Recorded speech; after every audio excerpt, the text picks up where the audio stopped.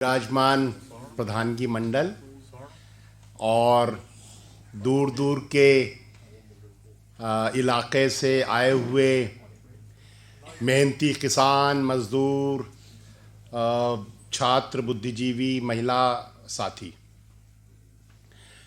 मैं बहुत शुक्रगुजार हूँ कि आज मुझे आपकी मोहब्बत ने फिर से यहाँ पर सदा दी है और मैं फिर से आपके बीच में आज यहाँ मौजूद हूँ। छत्तीसगढ़ से यहाँ आया। अभी संदीप भाई जो बता रहे थे गाज़ा पर इजरायली और साम्राज्यवादी जो ताकतें हैं उनके हमले के बारे में, अभी तक 20,000 से ज़्यादा लोग मर चुके हैं। रोज़ 175 का एवरेज है कत्ल का, जो फ़िलिस्तीनी नागरिकों को मारा जा रहा है, और 8,000 से ज़्यादा बच्चे मारे जा चुके हैं। एक सवाल उठता है कि हमारी सारी सभ्यता का, सारे प्रोग्रेस का क्या नतीजा निकला? अगर हमें इस जगह पहुंचना था जहां हम बिना किसी शर्मिंदगी के बच्चों का कत्ल कर सकते हैं, जो सबसे अपने आप को विकसित सब देश कहते हैं, अमेरिका और जो पूंजीवादी देश हैं वो कहते हैं हमने डेमोक्रेसी और कल्चर का बहुत विकास किया है। अगर उस विकास का नतीजा ये है कि हम 8,000 बच्चों का कत्ल कर सकते हैं और उस पर हमें कोई शर्म भी नहीं है, हम उसे छिपाते भी नहीं हैं, और दुनिया इस मुकाम पर पहुंच जाए कि जहां इसे रोकने का कोई भी अब इंस्टीट्यूशन न बचे। अब सब संयुक्त राष्ट्र संघ बेकार हो गया है, गवर्नमेंट्स बेकार हो गई हैं, कोर्ट बेकार हो गए हैं। अब दुनिया में किसी को भी मारा जा सकता है, बड़े पैमाने पर बच्चों का कत्ल किया जा सकता है। इजराइल की जब हम देखते हैं वीडियो और तस्वीरें, तो वो टारगेट करके अस्पताल पर जहां बच्चे का इलाज हो रहा है, बच्चा बम से घायल हो गया है और बच्चा अस्पताल में है, तो पहले तो एम्बुलेंस पर सीधे रॉकेट दाग रहे हैं, एम्बुलेंस को उड़ा दे रहे हैं। फिर अगर हॉस्पिटल पहुंच गया तो हॉस्पिटल में उसका इलाज कर रहे हैं, हॉस्पिटल पर बम डाल दे रहे हैं, हॉस्पिटल में। मतलब आज तक की इंसानियत का जो हमने एक मिनिमम मयार तय किया था कि इससे नीचे नहीं गिरेंगे, हॉस्पिटल पर नहीं मानेंगे। पहले ये होता था रेड क्रॉस जिस पर लगा हुआ है उस गाड़ी के ऊपर दोनों लड़ने वाले देश हमला नहीं करते थे, लेकिन अब तो हॉस्पिटल पर, एम्बुलेंस पर बम दागे जा रहे हैं। संयुक्त राष्ट्र संघ के केंद्रों पर बम दागे जा रहे हैं और संयुक्त राष्ट्र संघ देख रहा है टुकुर टुकुर, वो कह रहा है तो उसकी भी कोई बात सुन नहीं रहा है। तो इस हमारी सारी सभ्यता का क्या नतीजा क्या निकला, हम कहां पहुंचे? दूसरा, मुझे जो कहा गया, हुक्म दिया गया कि मैं आदिवासियों के बारे में बात करूं, तो मैं देखता हूं कि मैं खाली छत्तीसगढ़ के आदिवासियों के बारे में क्यों बात करूं। गाज़ा के लोग भी तो आदिवासी हैं, वो वहाँ के मूल निवासी हैं, ओरिजिनल इनहेबिटेंट्स हैं वहाँ के। और जिस तरीके से छत्तीसगढ़ और हिंदुस्तान के दूसरे आदिवासी इलाकों में आदिवासियों को उजाड़ा जा रहा है, उनकी नस्ल कुशी की जा रही है, ठीक वैसा ही वहाँ भी हो रहा है। तो जो गाज़ा में हो रहा है वो भी आदिवासियों पर ही हमला है।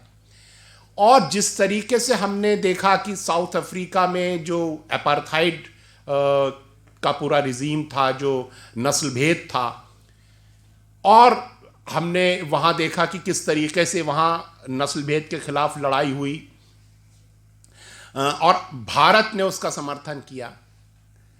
आज हम दूसरी स्थिति देखते हैं। आज हम देखते हैं, और ये जो गाज़ा में हो रहा है ये भी नस्ल भेद है। आज हम देखते हैं कि भारत, जिसने हमेशा फ़िलिस्तीन के लोगों का साथ दिया, जिसने नस्ल भेद का विरोध किया, जिसने सारी दुनिया में साम्राज्यवाद का विरोध किया, जहां भगत सिंह ने नारा दिया इनकलाब जिंदाबाद और साम्राज्यवाद मुर्दाबाद, और सारे भारत के नौजवान उससे प्रेरित होकर के हमारे देश की ऐसी कल्चर बनी कि हमें सारी दुनिया में साम्राज्यवाद का विरोध करना है, पूंजीवाद का विरोध करना है, और मजलूम का साथ देना है, जालिम का, जाबर का साथ नहीं देना है। लेकिन आज भारत इस मुकाम पर पहुंच गया है कि आज भारत शान से दुनिया में जाबर के साथ खड़ा है। भारत का जो हिंदुत्ववादी निज़ाम है, ये ज़ायोनिस्ट लोगों के साथ, जो वहाँ के यहूदीवादी लोग हैं, ज़ायोनिस्ट लोग हैं, उनके साथ खुलेआम सपोर्ट में खड़ा है। और इसके ठोस कारण हैं, क्योंकि जो एड्स इज़राइल का जो सपना है, वृहद इज़राइल का सपना, वो ठीक गोलवलकर और आरएसएस के अखंड भारत का सपना है। दोनों मिलते हैं। दोनों ही जो विचारधाराएं हैं, हिंदुत्व की विचारधारा और यहूदीवादी विचारधारा, दोनों मुसलमानों को अपना दुश्मन मानते हैं। दोनों ये मानते हैं कि ये हमारी पवित्र भूमियां हैं और इस पर मुसलमानों ने कब्जा कर लिया है और मुसलमानों ने इसे अपवित्र कर दिया है। इसलिए हम लोगों को, मुसलमानों को यहाँ से निकालना है, इनकी नस्ल कुशी करनी है। और जिस तरीके से आज इजराइल खुलेआम नस्ल कुशी कर रहा है, भारत के हिंदुत्ववादी सोच में ये है कि एक दिन हमें मुसलमानों का खात्मा करना है। और आज खुलेआम ये लोग सोशल मीडिया पर कह रहे हैं, इन्होंने ट्रेंड कराया, we are with Israel, India is with Israel. तो भारत की नाक कटवा दी। भारत की जो पूरी विचारधारा और उसके आंदोलनों का जो पूरा एक इतिहास था, उससे बिल्कुल उल्टा करके मोदी सरकार ने भारत को दुनिया में बदनाम कर दिया, नाक कटवा दी है कि आज भारत जाबर के साथ है। जब संयुक्त राष्ट्र संघ में युद्ध विराम का प्रस्ताव आया तो भारत अनुपस्थित हो गया, गायब हो गया वहां से कि हमको वोट नहीं देना है, इसमें युद्ध विराम नहीं होना चाहिए, मारो इनको। तो भारत की नाक कटी है और ये हम लोगों के लिए एक बहुत चिंता का विषय है। और चिंता का विषय इसलिए भी है कि इजराइल का जो स्टाइल है, विरोधियों को ख़त्म करना, विरोधियों की जासूसी करना, उनको बिल्कुल उनको इनफेक्टिव कर देना। आपको मालूम है कि भारत में जो भीमा कोरेगांव का मामला बनाया गया, जिसमें इस देश के चुने हुए जो बेस्ट माइंड्स हैं, जो सबसे अच्छे दिमाग हैं, सोचने वाले वकील हैं, पत्रकार हैं, सामाजिक कार्यकर्ता हैं, मानवाधिकार कार्यकर्ता हैं, उन लोगों को जेल में डाला गया फर्जी केस बनाकर। और वो केस बनाने के लिए मोदी सरकार ने एक सॉफ्टवेयर इस्तेमाल किया, जिसमें एक प्रोफेसर रोना विल्सन के लैपटॉप में एक खत प्लांट किया कि मोदी को मारना है हमने। तो वो खत सरकार ने प्लांट किया। ये 2 लेबोरेटरी में साबित हो गया कि वो खत प्लांट किया था मोदी सरकार ने। और जो जासूसी करने के लिए और ये सब बदमाशी करने के लिए सॉफ्टवेयर इस्तेमाल किया गया, वो सॉफ्टवेयर इजराइल ने दिया था मोदी सरकार को, जिसका नाम पेगासस है। तो मोदी सरकार इस समय इजराइल के साथ मिलकर, मोसाद के साथ मिलकर के पूरा भारत के सामाजिक कार्यकर्ताओं, विरोधी नेताओं, पत्रकारों, सरकार के कामों पर सवाल पैदा करने वाले लोगों के जासूसी करने के लिए इजराइल से टेक्निक ले रही है, वहाँ से स्टाइल ले रही है।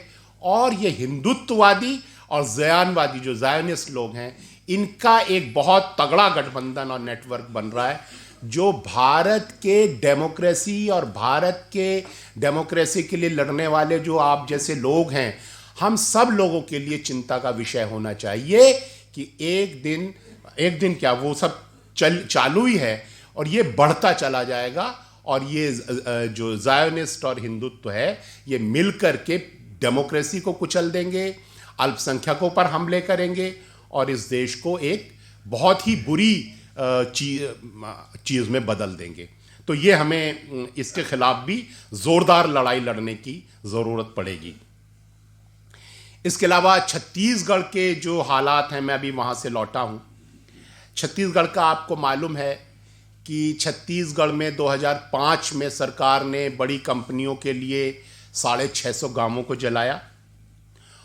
हज़ारों आदिवासी महिलाओं से बलात्कार किए गए सुरक्षा बलों के द्वारा, हज़ारों आदिवासियों का कत्ल हुआ। उन सारे चीज़ों पर सामाजिक कार्यकर्ताओं ने आवाज़ उठाई, कोर्ट्स में गए। ऐसे ही एक मामले में पिछले साल जिसमें 16 आदिवासियों का सुरक्षा बलों ने कत्ल किया था, जिसमें 2 साल के बच्चे का हाथ काट दिया था, उसकी माँ के सर में चाकू मार दिया था, 8 साल की मौसी का गला काट दिया था, सीआरपीएफ और की कोबरा बटालियन और वहाँ की छत्तीसगढ़ पुलिस ने मिलकर। उस मामले में मैं उसको सुप्रीम कोर्ट आदिवासियों के साथ गया मिल करके, सुप्रीम कोर्ट में हमने पिटीशन फाइल करी। तो पिछले साल सुप्रीम कोर्ट ने कहा कि आप झूठ बोल रहे हैं, हिमांशु कुमार झूठ बोलता है, और मेरे ऊपर 5 लाख का जुर्माना लगाया। तो हमने कहा कि भाई हम झूठ बोल रहे हैं, ये बात कैसे साबित हुई? आपने जांच तो कराई नहीं। आप जांच कराते तो पता चलता हम झूठ बोल रहे हैं या सच बोल रहे हैं। और जिस बच्चे का हाथ काटा था वो बच्चा अभी बड़ा हो गया, उस वक्त 2 साल का था, अभी वो 15 साल का बच्चा हो गया। 13 साल पुराना मुकदमा है। वो बच्चा भी दिल्ली आ गया। हमने कहा ये बच्चा खड़ा है, बताइए इसका हाथ किसने काटा? आपने जांच ही नहीं कराई और आप कह रहे हैं हिमांशु झूठ बोल रहा है। और ये माओवादियों की मदद करना चाहता है और ये चाहता है कि सुरक्षा बलों की कार्रवाइयाँ बंद हो जाएं, इसलिए ये माओवादी लोग मिल करके कोर्ट में आते हैं और झूठे मुकदमे करते हैं। हमने कहा ये कैसे साबित हो गया कि ये मुकदमा झूठा है? आपने जांच नहीं कराई। और मैंने कहा 5 लाख जुर्माना किस बात का? कि इंसाफ क्यों मांगा? इंसाफ के लिए आवाज़ क्यों उठाई? तो ऐसा करो, कोर्ट में ताला लगा दो, कोई नहीं आएगा। लेकिन आप ये कहें कि कोर्ट आओगे तो जुर्माना होगा, ये बात हम कबूल नहीं करेंगे।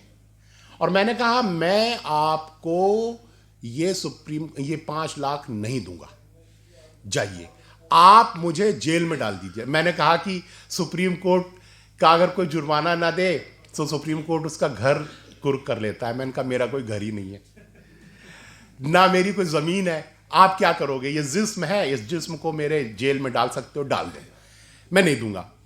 तो उस मुद्दे पर तो बहुत ये अच्छा माकूल जवाब रहा। सुप्रीम कोर्ट आज तक कोई कदम नहीं उठा पाया है। रादर सुप्रीम कोर्ट को वो अपनी गलती समझ में भी आई, क्योंकि उसके बाद एक और मामला उठा, जिस एड्स मेट्टा कांड जिसको कहते हैं, जिसमें 9 आदिवासी पेड़ के नीचे बैठकर अपनी पूजा कर रहे थे। रात में उनको जा करके सीआरपीएफ ने गोली से भून दिया। उस मामले में हमारे पीयूसीएल छत्तीसगढ़ के अध्यक्ष हैं डिग्री प्रसाद चौहान, वो पेटिशनर बने, सुप्रीम कोर्ट ले गए मामले को। उस मामले में सरकार के वकील ने कहा कि इन पर भी हिमांशु कुमार जैसा फाइन लगाइए। तो सुप्रीम कोर्ट के जज ने कहा कि नहीं, हम ज़्यादा से ज़्यादा पेटिशन डिसमिस कर सकते हैं, लेकिन पेटिशनर को सज़ा देने से गलत संदेश जाएगा। इसका मतलब यह है कि सुप्रीम कोर्ट को गलती समझ में आई कि गलती हो गई थी हमसे। तो वो मामला है, लेकिन उस मामले में छत्तीसगढ़ सरकार को ये निर्देश दिया गया है कि वो मेरे खिलाफ धारा 211 परजरी यानी झूठा केस दायर करने का मुकदमा दायर करे। तो इससे पहले कांग्रेस की सरकार थी, उसने तो मुकदमा दायर नहीं किया, लेकिन अभी हाल के चुनाव में भाजपा जीत गई है, तो बहुत संभव है कि मेरे खिलाफ वो मुकदमा शुरू हो जाए, और ये भी संभव है कि बहुत जल्दी मेरी गिरफ्तारी हो जाए और मैं अगली बार आपके बुलाने पर ना आ पाऊँ, मैं जेल में हूँ। जी, तो अब हालत ये है कि वहाँ पर आंदोलन जारी है। इसके साथ साथ वहाँ सरकार की तरफ से बड़े बड़े 4 लेन सड़कें गांव-गांव के बीच में से बनाई जा रही हैं, और उन सड़कों को बनाया जा रहा है वहाँ से खनिज निकालने के लिए, मिनरल्स निकालने के लिए। आपको मालूम है कि छत्तीसगढ़ में कोयला है, लोहा है, सोना है, डायमंड है, ब्लू डायमंड, रेड डायमंड। तो वो सारा निकालने के लिए, और वो मतलब जिसको कहते हैं $1 ट्रिलियन का डिपॉजिट है, जो 100, 200, 250 साल तक भी खोदते रहेंगे तो ख़त्म नहीं होगा। तो दुनिया भर की कंपनियों की वहाँ पर नज़र है और उनके मुआहदे हैं सरकारों के साथ, और वो उसमें करोड़ों अरबों रुपए का लेन देन होता है। कई हज़ार करोड़ रुपया पॉलिटिशियंस उसमें से कमाते हैं, पुलिस अधिकारी कमाते हैं। तो वो लूटना है उनको।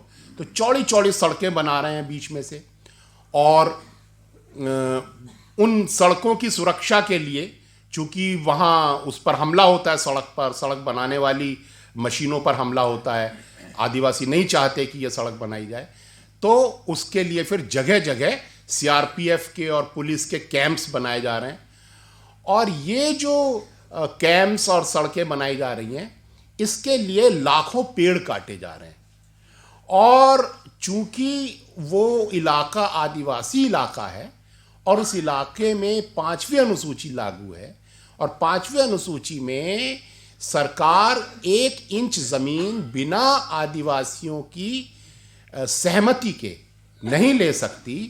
इसलिए सरकार क्या कर रही है, सुरक्षा बल क्या कर रहे हैं, आधी रात को जाते हैं और आधी रात को जाकर के जेसीबी मशीन, बुलडोजर ले जाकर के रातों रात पेड़ काट देते हैं, रातों रात कैंप स्थापित कर देते हैं। और एक एक कैंप 100-100 एकड़ में बना रहे हैं, 50 एकड़ में बना रहे हैं, कहीं कहीं पूरा गांव घेर लिया है कैंप के नाम पर, और वहां पर वो कर रहे हैं। इसके बाद फिर गांव के लोगों को जंगल नहीं जाने देते हैं, बाजार जाते हैं तो उनकी तलाशी लेनी, उनको पीटना, उनके लड़कों को जेलों में डाल देना, लड़कियों को परेशान करना, महिलाओं को परेशान करना, बलात्कार करना, वो सारे काम कर रहे हैं। उस सब के खिलाफ वहाँ ज़ोरदार आंदोलन भी चल रहे हैं। तो अभी 18 जगहों पर जगह जगह आदिवासी धरने पर बैठे हुए हैं। इस बीच सरकार ने, मोदी सरकार ने एक ख़ास काम किया कि देश भर में जो समुदाय हैं, ग्रास रूट पर कम्युनिटीज़ हैं, चाहे वो आदिवासी हैं, चाहे वो दलित हैं, महिलाएं हैं, मछुआरे हैं, उन सब की जो लड़ाइयाँ हैं, उन सब लड़ाइयों को देश की मुख्य धारा में, देश की मुख्य चर्चा में, उसको डिस्कशन में, पॉलिटिकल उसमें लाने वाले जो लोग हैं वो हैं सामाजिक कार्यकर्ता, लेखक, पत्रकार। तो जो ये काम कर रहे हैं कि ग्रास रूट की खबरों को बाहर तक लाते हैं, ऐसे लोगों को जेल में डाल दो। तो जैसे मैंने कहा, भीमा कोरेगांव में 16 लोगों को जेल में डाला गया, वो वही लोग हैं जो आंदोलनों की बात को पॉलिटिकल डिस्कशन का हिस्सा बनाते हैं, डिस्कोर्स का हिस्सा बनाते हैं, आम लोगों तक लाते हैं, आप तक लाते हैं। तो उन पर योजनाबद्ध तरीके से हमला किया गया है, उनको जेलों में डाला गया है, उनको कमज़ोर किया गया है, उनके संगठनों को मिलने वाली आर्थिक मदद बंद कर दी गई है, उनको बंद कर दिया गया है, ताला डाल दिया गया है, जेलों में डाल दिया गया है, जांच बिठा दी है, इनकम टैक्स का नोटिस दे दिया है। तो उन लोगों को बिल्कुल इनफेक्टिव कर दिया गया है कि ग्रास रूट लेवल की खबरें यहां तक ना आ पाएं। तो जैसे छत्तीसगढ़ में जो आंदोलन हो रहे हैं, उसकी खबर अब देश में ना आ पाए, उसका पूरा इंतजाम उन्होंने कर लिया है। और अगर मेरे जैसा आदमी जो शायद आखिरी वो बचा है जो वहां से यहां तक ला रहा है, उसको भी थोड़े दिन में जेल में डाल देंगे, तो फिर ये होगा कि छत्तीसगढ़ में जो चल रहा है वो बाहर पता नहीं चलेगा और वहां के वहां उसको कुचल दिया जाएगा। और बड़े पैमाने पर आदिवासियों की लगातार गिरफ्तारी जारी है। मैं रोज़ मैसेज आ रहे हैं, फ़ोन आ रहे हैं कि आज इसको उठा लिया, आज उसको उठा लिया, रोज़ गिरफ्तारी जारी है, जेलों में डाला जा रहा है। इसके अलावा और भी बहुत दर्दनाक चीज़ें की जा रही हैं जो हिस्ट्री में लिखा जाएगा और पढ़ा जाएगा, और आने वाली जो आदिवासियों की नस्लें हैं वो इस पर बहुत मलाल करेंगी कि ये सब हुआ और हम इसको रोक नहीं पाए। वहाँ पर उनकी कल्चर को ख़त्म किया जा रहा है और बहुत फौजी तरीक़े से, फौजी तरीक़ों का इस्तेमाल करके कल्चर का इस्तेमाल को ख़त्म किया जा रहा है। अभी मुझे सोनी सोरी और मड़कमहिड़ में बता रही थी, मड़कमहिड़ में जो अडानी के ख़िलाफ़ आंदोलन किया, अडानी को बेलाडीला बस्तर से निकाला और उस मड़कमहिड़ में को फिर 2 साल के लिए जेल में डाल दिया गया। 4 आदिवासी लड़के जो अडानी को निकालने में काम कर रहे थे, उन चारों को गोली मार दी पुलिस ने।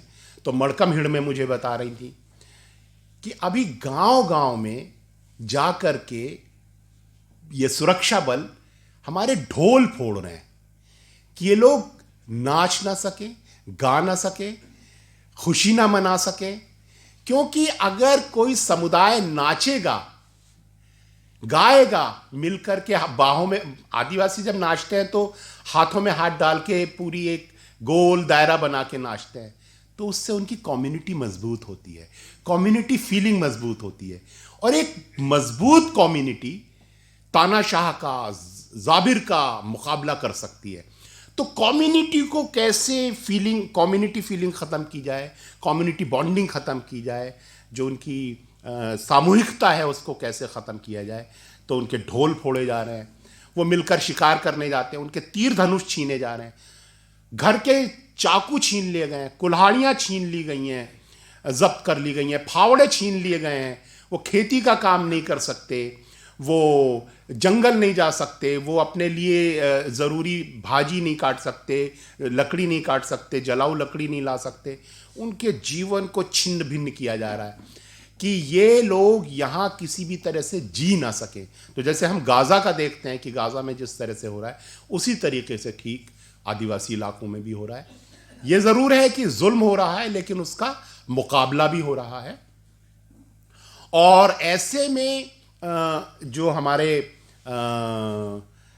जालिम सरकारें हैं, ये कोशिश कर रही हैं कि एक ऐसा मैसेज दें कि जो लड़ने वाले लोग हैं वो हिम्मत हार जाएं और उनको लगने लगे कि इन फासिस्ट लोगों को हराया नहीं जा सकता।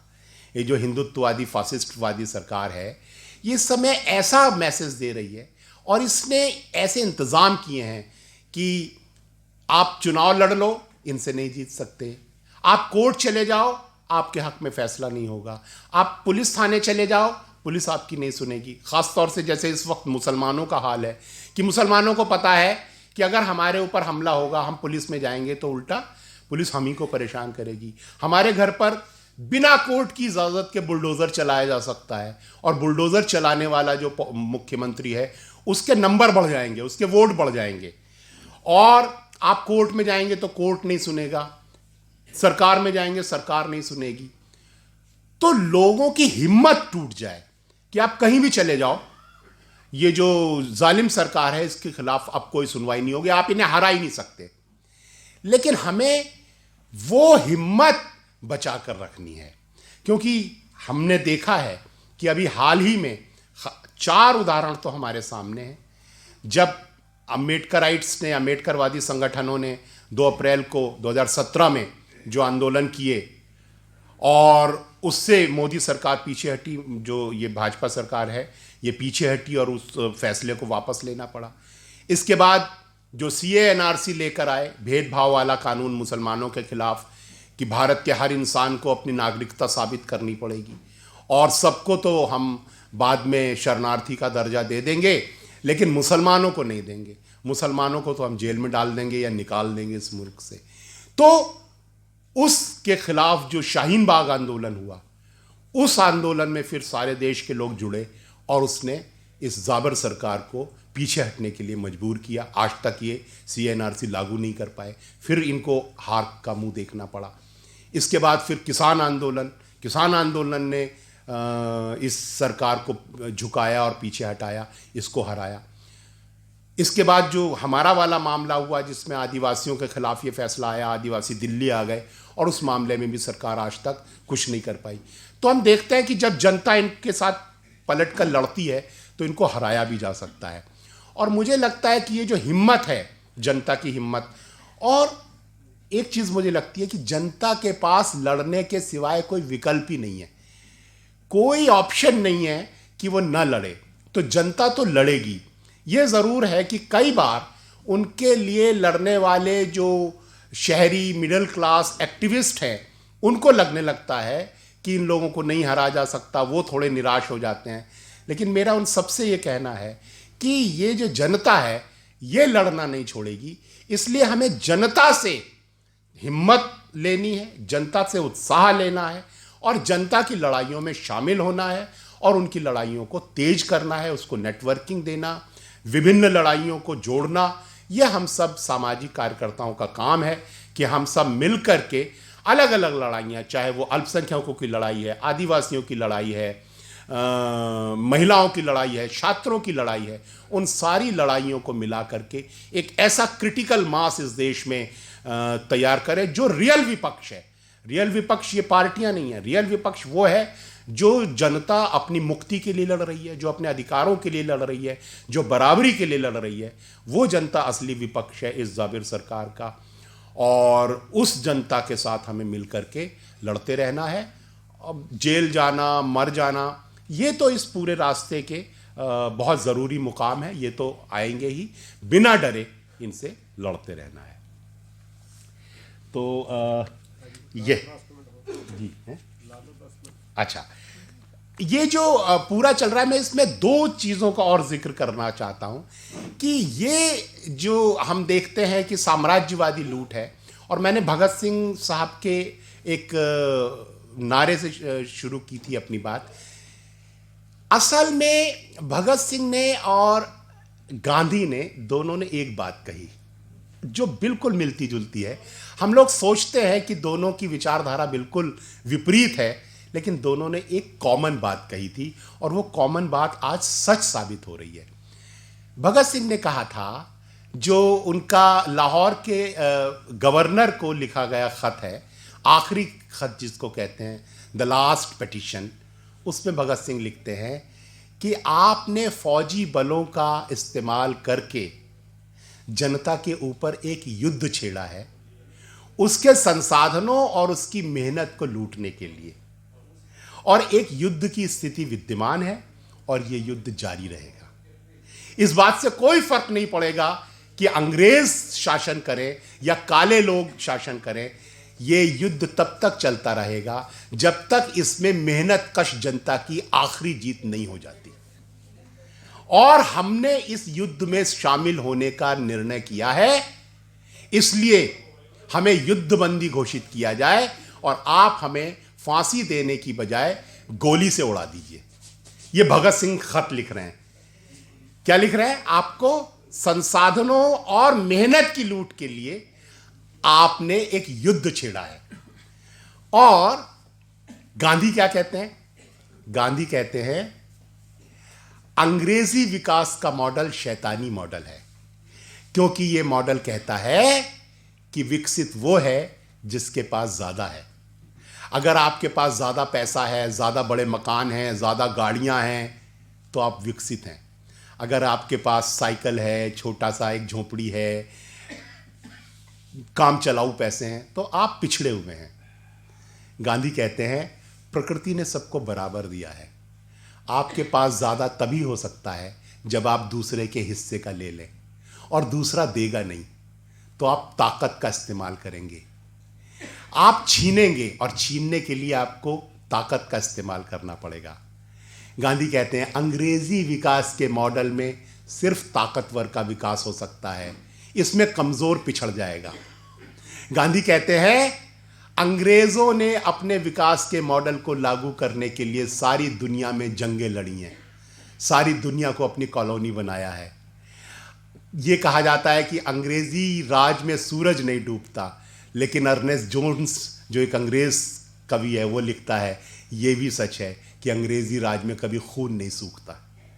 अंग्रेज लगातार युद्ध करते हैं, और गांधी ने कहा कि अगर भारत अंग्रेजी विकास का मॉडल अपनाएगा तो भारत किस पर हमला करेगा।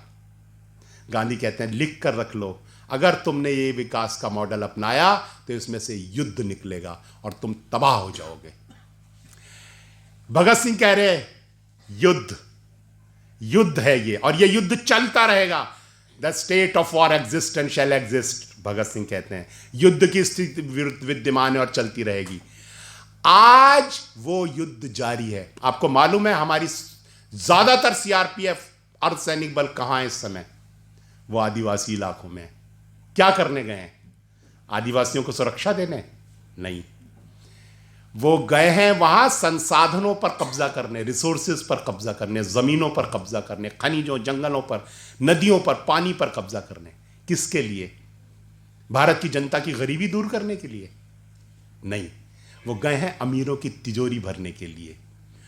तो अमीरों ने अपनी सेना भारत की गरीब जनता के खिलाफ जंगलों में भेज दी है, और वहां एक पूर्णकालिक युद्ध जारी है, पूर्ण युद्ध, जिसमें बम है, हथियार हैं, बंदूकें हैं, गोली हैं, झूठ है, बलात्कार है, प्रोपेगेंडा है। इसको कहते हैं hidden war of India, Bharat का छिपा हुआ युद्ध। और चिंता की बात यह है कि युद्ध फैल रहा है।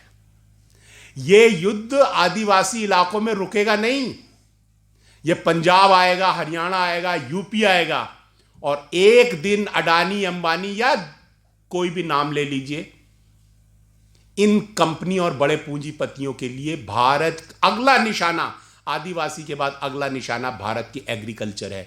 भारत की एग्रीकल्चर पर कैपिटलिस्ट कब्जा करेगा और बंदूक के दम पर करेगा। गांव गांव में सीआरपीएफ बैठेगी। आज जो छत्तीसगढ़ में हालत है वो पूरे देश की होने वाली है। अगली लड़ाई के लिए कमर कस लीजिए।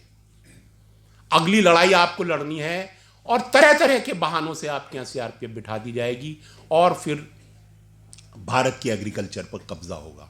तो जो लड़ाई आदिवासी इलाकों में चल रही है वो पूरे देश में फैलेगी। पूरी दुनिया का वही हाल है। जो साम्राज्यवाद है, इंटरनल कोलोनाइजेशन है, कैपिटलिस्ट जो पूंजीवादी युद्ध है, संसाधनों का युद्ध है, श्रम की लूट है, वो लगातार जारी है और उसके लिए फौजी ताकतों का इस्तेमाल खुलेआम हो रहा है। अभी तक जो शर्मा शर्मी थी थोड़ा सा कि कोर्ट से डर जाओ, ह्यूमन राइट्स कमीशन से थोड़ा लिहाज कर लो, इलेक्शन का लिहाज कर लो, अब वो सारे लिहाज दूर होते जा रहे हैं। तो लड़ाई जो है अब आर पार की होनी है, बहुत तगड़ी लड़ाई होनी है, उसके लिए तैयार रहने की जरूरत है। ਤਰਕਸ਼ੀਲ ਸੁਸਾਇਟੀ ਪੰਜਾਬ ਪ੍ਰਕਾਸ਼ਨ ਵੱਲੋਂ ਅਖੌਤੀ ਭੂਤਾਂ ਪ੍ਰੇਤਾਂ ਵਹਿਮਾਂ ਭਰਮਾਂ ਕਸਰਾਂ ਰੂਹਾਂ ਅਗਲੇ ਪਿਛਲੇ ਜਨਮਾਂ ਦੇ ਕਲਪਤ ਸੰਕਲਪ ਤੋਂ ਛੁਟਕਾਰਾ ਪਾਉਣ ਲਈ ਤਰਕਸ਼ੀਲ ਸਾਹਿਤ ਤਰਕਸ਼ੀਲ ਮੇਲਿਆਂ ਤੋਂ ਖਰੀਦੋ। ਮਨੁੱਖੀ ਜ਼ਿੰਦਗੀ ਦੀ ਅਸਲੀਅਤ ਸਮਝਣ ਲਈ ਤਾਂਤਰਿਕਾਂ ਜੋਤਸ਼ੀਆਂ ਵੱਲੋਂ ਰਚਾਏ ਪ੍ਰਪੰਚ ਦੀ ਅਸਲੀਅਤ ਜਾਣਨ ਲਈ ਅਖੌਤੀ ਜਾਦੂ ਮੰਤਰ ਧਾਗੇ ਤਵੀਤ ਇਲਮ ਗੈਬੀ ਸ਼ਕਤੀਆਂ ਦੀ ਸੱਚਾਈ ਨੂੰ ਸਮਝਣ ਲਈ ਤਰਕਸ਼ੀਲ ਸਾਹਿਤ ਬੁੱਕ ਸਟਾਲਾਂ ਤੋਂ ਖਰੀਦੋ। ਚੰਗੀ ਜੀਵਨ ਜਾਂਚ ਬਣਾਉਣ ਲਈ ਤਰਕਸ਼ੀਲ ਸਾਹਿਤ ਪੜ੍ਹੋ ਅਤੇ ਬੱਚਿਆਂ ਨੂੰ ਵੀ ਬਚਪਨ ਤੋਂ ਹੀ ਉਸਾਰੂ ਤਰਕਸ਼ੀਲ ਵਿਗਿਆਨਕ ਸਾਹਿਤ ਪੜ੍ਹਨ ਦੀ ਆਦਤ ਪਾਓ। ਤਰਕਸ਼ੀਲ ਸਾਹਿਤ ਮੁੱਖ ਦਫ਼ਤਰ ਤਰਕਸ਼ੀਲ ਭਵਨ ਬਰਨਾਲਾ ਤੋਂ ਵੀ ਮੰਗਵਾਇਆ ਜਾ ਸਕਦਾ ਹੈ। ਸਾਡਾ ਪਤਾ ਤਰਕਸ਼ੀਲ ਭਵਨ ਤਰਕਸ਼ੀਲ ਚੌਕ ਬਰਨਾਲਾ। ਮੋਬਾਈਲ 98769 53561। Phone number 01679 241 400।